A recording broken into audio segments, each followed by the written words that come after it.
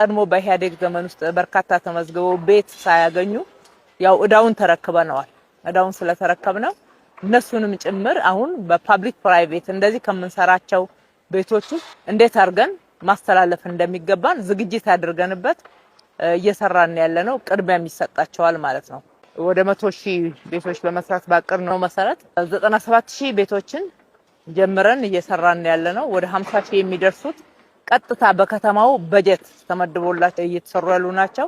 ሌሎቹ ደግሞ በመንግስትና በግል አጋርነት በጋራ እየሰራናቸው ያሉ ቤቶች ናቸው ማለት ነው። አሁን የጀመርናቸው ክረምት አካባቢ ነው የተጀመረው። ወደ ነሐሴ አካባቢ አሁን 7ኛ ወራቸው ላይ ደርሰዋል። እንደምናየው አንዳንዶቹ የመጨረሻ ስላብ ላይ ደርሰዋል።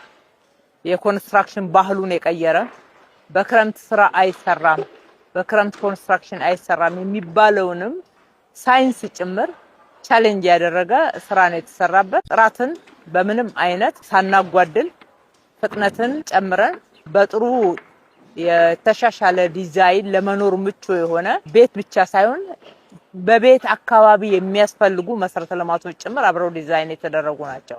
ልጆች መጫወቻ ያስፈልጋቸዋል፣ የስፖርት ሜዳዎች ያስፈልጋሉ፣ የጋራ መንቀሳቀሻና ሌሎችም ማህበራዊ መስተጋብሮች የሚጠናከሩባቸውና ማህበራዊ አገልግሎቶች የሚሰጡባቸው መሰረተ ልማቶች ተካተው ነው። ባለፉት የጋራ መኖሪያ ቤቶችን ስንሰራ ያጋጠሙን ክፍተቶች ተምረንባቸው እነኚህ ላይ እንዳይደገሙ በማድረግ ነው እየሰራን ያለነው። በጣም በጥሩ ሁኔታ ሄደውልናል። በእነኚህ የቤት ፕሮጀክት ልማቶች ከ200,000 በላይ ሰው የስራ እድል አግኝቷል። በተዘዋዋሪ ተሳታፊ የሆነው ደግሞ በትክክል ዳታው አልተያዘም ማለት ነው። በሌላ በኩል የስራ ባህሉን በጣም አሻሽሏል። ሰው ገና ወደ ፕሮጀክቶቻችን ሲመጣና ስራ ሲያገኝ 24/7 መስራት እንዳለበት አምኖ ነው እየመጣ ያለው። አሁን ስትራክቸሩ መጨረስ ብቻ አይደለም፣ የማጠናቀቂያ ስራዎች የፊኒሺንግ ስራዎች ጎን ለጎን ታቅደው አብሮ ነው እየተሰራ ያለው። ስለዚህ በዚህ አመት የጀመርናቸውን በተለይ በመንግስት በጀት ቀጥታ የጀመርናቸውን እንደምናጠናቀቅ እርግጠኛ ሆነናል ማለት ነው።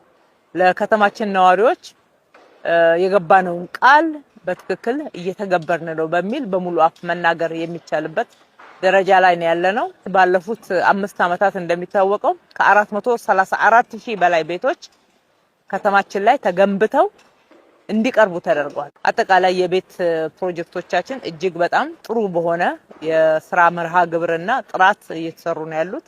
በርካታ ተግዳሮቶችን አልፈው ዛሬ ስትራክቸራቸውን ወደ መጨረስ ደረጃ ላይ የደረሱ በርካታ ሳይቶች አሉ። ገና አጋማሽ ላይ ያሉ ሳይቶች አሉ። እነሱንም ፈጥነው ወደዚህ ደረጃ እንዲመጡ መደገፍ ነው እንግዲህ የዛሬ የምልከታው የግምገማውም አላማ። በየጊዜው ይሄንኑ እናደርጋለን።